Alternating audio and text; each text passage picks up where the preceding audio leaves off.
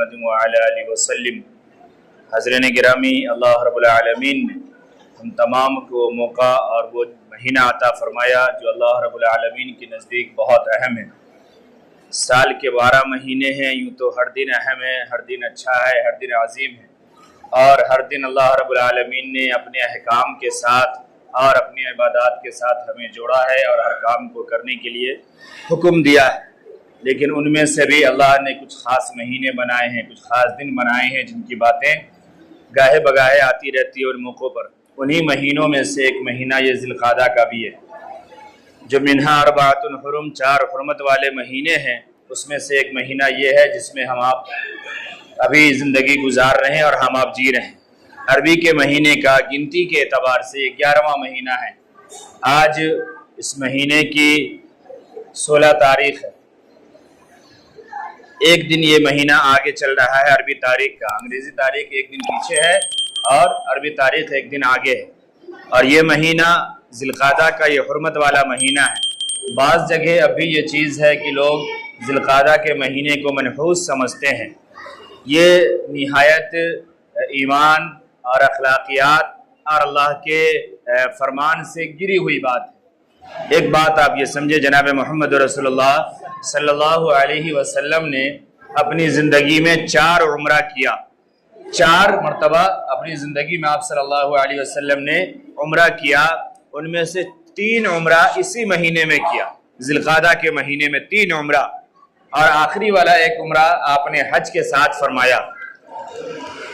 تو اگر یہ مہینہ منحوس ہوتا تو آقا صلی اللہ علیہ وسلم کیوں اس مہینے میں اتنے بڑے کام کو انجام دیتے؟ دوسری چیز یہ کہ قرآن مقدس میں اللہ رب العالمین نے فرمایا الحج اشہر معلومات، کہ حج کے دن اور حج کے مہینے یہ خاص ہیں، یہ متعین ہیں۔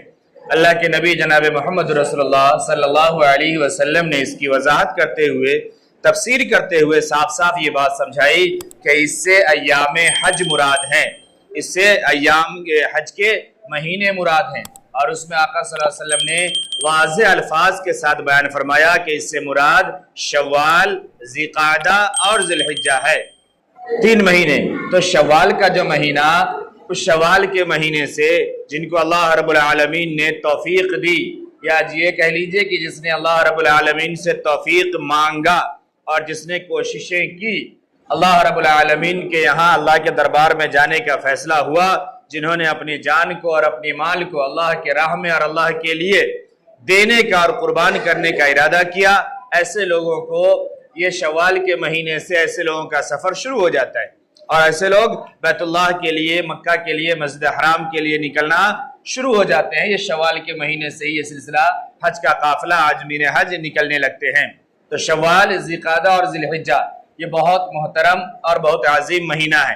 اچھا، ذی القعدہ، ذی الحجہ، محرم، یہ 3 مہینے تو وہ ہیں جس کو منہا اربعۃ حرم قرآن میں اللہ نے بیان فرمایا کہ 4 جو حرمت والے مہینے ہیں ان میں سے 3 مہینے آقا صلی اللہ علیہ وسلم نے فرمایا کہ لگاتار ہے، وہ لگاتار 3 مہینے یہی ہے، ایک ذی القعدہ، اس کے بعد اگلا مہینہ 12واں مہینہ جس میں ہم قربانی کریں گے، عید الاضحیٰ والا مہینہ، اور اس کے بعد سال کا پہلا مہینہ، یعنی سال کا آخری مہینہ 12واں بھی، 11واں، 12واں اور سال کا پہلا مہینہ محرم۔ یہ 3 مہینے لگاتار حرمت والے ہیں۔ اس کے بعد ایک مہینہ سال میں بیچ میں آتا ہے جو رجب کا مہینہ ہے۔ یہ 4 حرمت والے مہینے اللہ نے اپنے قرآن مقدس میں بیان فرمائے ہیں۔ آقا صلی اللہ علیہ وسلم نے ایک بات اور بیان فرمائی ایام حج کو سمجھاتے ہوئے اور حج کی اہمیت کو بتاتے ہوئے۔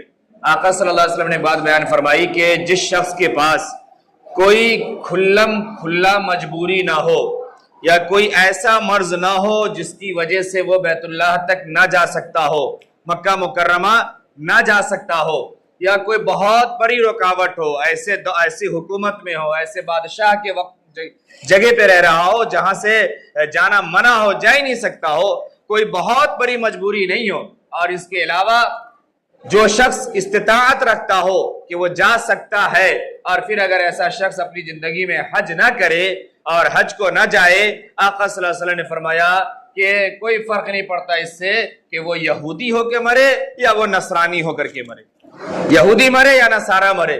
اس میں اس بات کی طرف اشارہ ہے، بہت باریک اشارہ ہے کہ ایسے مالداروں کے ایمان کے سلب ہو جانے کا خاص خطرہ ہے۔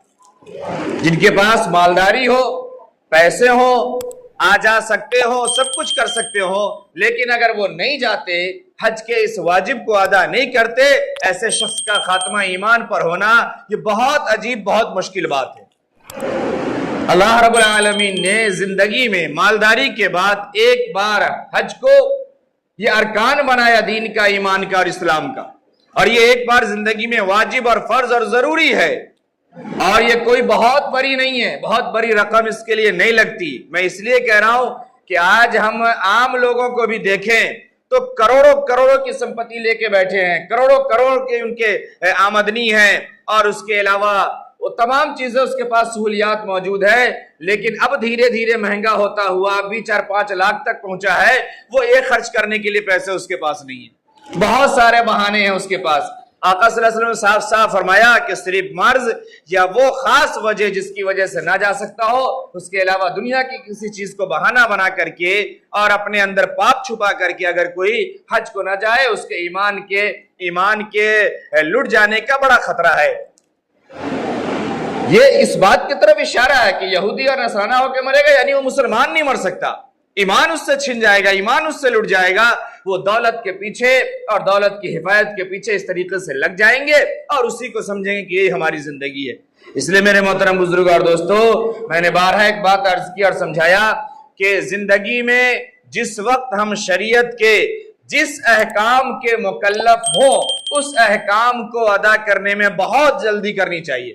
آقا صلی اللہ علیہ وسلم کی دوسری حدیث موجود ہے، ابو داؤد میں ہے، دارمی میں ہے، اس میں یہ بات صاف صاف موجود ہے کہ جو شخص حج کی وسعت رکھے یا وسعت ہو جائے تو اسے چاہیے کہ جتنی جلدی ہو پہلی فرصت میں حج ادا کر لے۔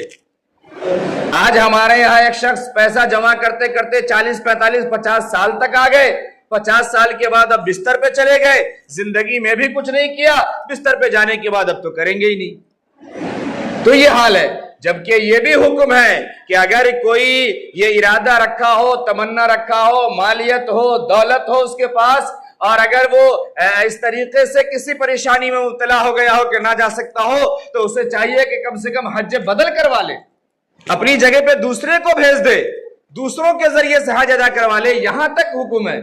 لیکن ہمارے یہاں اس پہ کوئی زور نہیں ہے، کوئی خیال نہیں ہے، جبکہ لوگ کروڑوں کروڑوں کے مالک ہیں، لیکن بہانہ صرف دنیا، صرف دنیا، صرف دنیا۔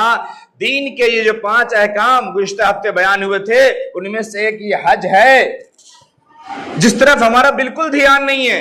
اس کو اگر پورا کیے بغیر ہم دنیا میں مال و دولت جمع کر کے اور مال و دولت چھوڑ کر کے مرتے ہیں، اس بات کا تو خیر اللہ ہی مالک ہے کہ آقا صلی اللہ علیہ وسلم کی سخت وعید سے کون بچ کے مرے گا، لیکن اگر پھر بھی مر گئے تو جواب بھی دینا پڑے گا، حساب بھی دینا پڑے گا۔ اور اگر میں ایک جملہ کہوں تو شاید یہ غلط نہیں ہوگا کہ کہیں نہ کہیں ہم اپنے دین اور ہم اپنے حصے کے ارکان کو غیر نامکمل کیے ہوئے مریں گے، مکمل کر کے نہیں مریں گے، چونکہ بنا 5 چیزوں کے مکمل نہیں ہوتا، اور اگر ہم نے اس کی وسعت رکھتے ہوئے اس کام کو نہیں کیا تو ہم نے اسے مکمل نہیں کیا، یہ سمجھنے کی ضرورت ہے۔ اس لیے دنیا، یہ دولت کا یہ نشہ بس یوں ہی ہے، یہ آتا رہے گا، چڑھتا رہے گا، پہلے کوئی جمع کیا، آج ہم جمع کر رہے ہیں، پھر کل کوئی اور جمع کرے گا، اس کا یہی اصول ہے، یہ یوں ہی دنیا میں آئے گا اور جائے گا، اور یہ خاک و خستر ایک دوسرے سے مل کر ختم ہو جائیں گے، کوئی فائدہ اس سے ہونے والا نہیں ہے۔ اس لیے اللہ رب العالمین سے جب صحت مانگی جاتی ہے تو اس بات کے لیے صحت اور تندرستی مانگی جاتی ہے کہ ہم اللہ کے احکام کو پورا کر سکے۔ جب ہم بستر پہ جاتے ہیں نا، جب ایک بار بیمار پڑتے ہیں، رات بھر میں ہزاروں مرتبہ اللہ اللہ زبان سے اٹھتے بیٹھتے ہزاروں مرتبہ اللہ، درد کم ہو جائے، خوب اللہ نظر آتا ہے، لیکن جیسے ہی صبح ہو کر کے درد ختم، پھر کون اللہ، کیسا اللہ، پھر وہی کام، پھر وہی دکان، پھر وہی جھوٹ، پھر وہی ہیرا پھیری، پھر اللہ نظر نہیں آتا کہ جو اللہ رات میں سب کام کو کرایا وہ پھر صبح اس بات پہ قادر ہے کہ یہ ہو سکتا ہے۔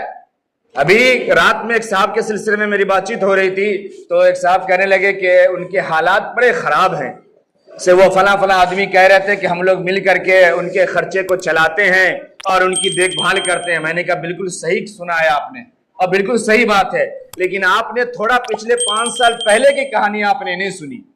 पिछले 5 साल पहले उसके हालात इतने अच्छे थे कि पूरे गांव मोहल्ले और खानदान में सबसे मालदार वो समझा जाता था, सबसे बड़ा अकरू खान वो था कि कोई उसके सामने टिक नहीं सकता था। उसकी तोती बोलती थी खानदान में और मोहल्ले में। फिर आखिर ऐसा क्या हुआ कि आज दूसरे लोग उसके घर के खर्चे को चला रहे और संभाल रहे हैं। ये मैं आज का ताजा वाकया आपको बयान करके बता रहा हूं, जो आज रात में मेरी गुफ्तगू हुई थी। ये ऐसे लोग हैं जिनको जानता हूं पर्सनली।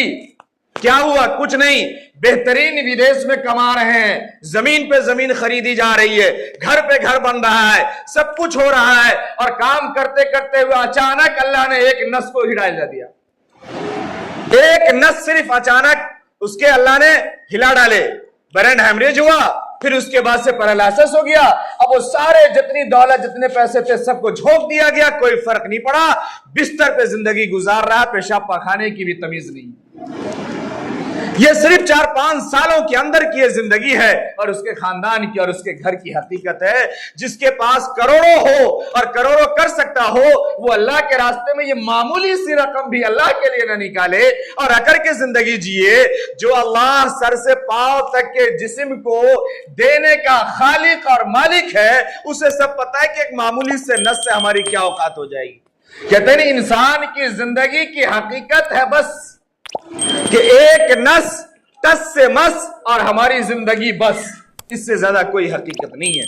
इसलिए अगर अल्लाह दौलत दे या अल्लाह से हम दौलत मांगे, और अगर अल्लाह ने हमें नवाजा है, ये दुनिया की छोटी छोटी बहानाबाजी, बच्ची की शादी करनी है, बच्ची का एडमिशन मेडिकल में करवा दिए हैं, ये भी तो जरूरी है ना।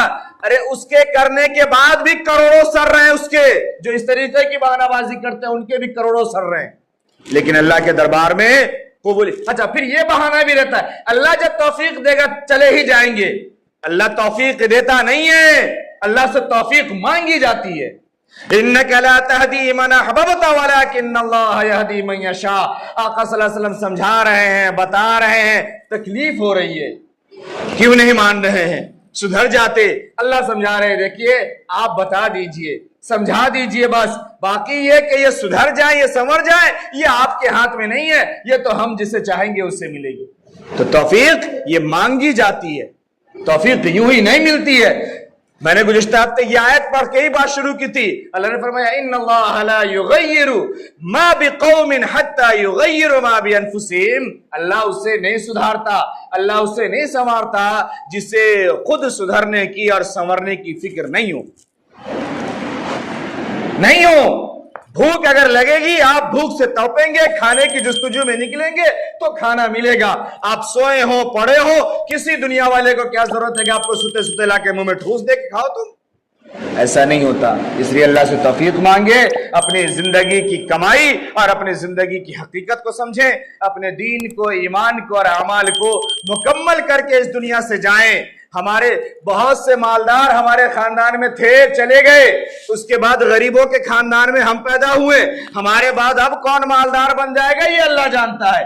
या अगर हम मालदारी छोड़ के जाएंगे, आला औलाद कितनी गरीब बनेगी ये अल्लाह को मालिक है, अल्लाह जानता है, और फिर उसके अमाल पे, करतूत पे डिपेंड करता है। आपके अड़ोस पड़ोस में ऐसे लोग नहीं थे जो जितनी जमीनें थी अगल बगल में सब फलाने ही बाबू की थी, जितनी जमीनें थी, आज फलाने बाबू के जितनी औलादे हैं सब पियक्कर है, और सारी जमीन को बेच बेच के खा गए, फलाने बाबू का नाम भी खत्म हो गया। आज आपके अड़ोस पड़ोस में ये चीज है या नहीं है? ऐसी ही हर जगह है।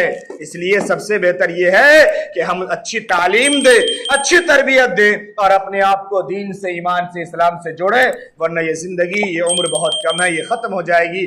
हम यहाँ भी मुजरिम होंगे, अल्लाह के दरबार में भी मुजरिम होंगे। दुआ करें कि अल्लाह तबारक व तआला हम तमाम को समझ अता फरमाए, जिनकी सुन्नत बाकी है वो अदा कर लीजिए।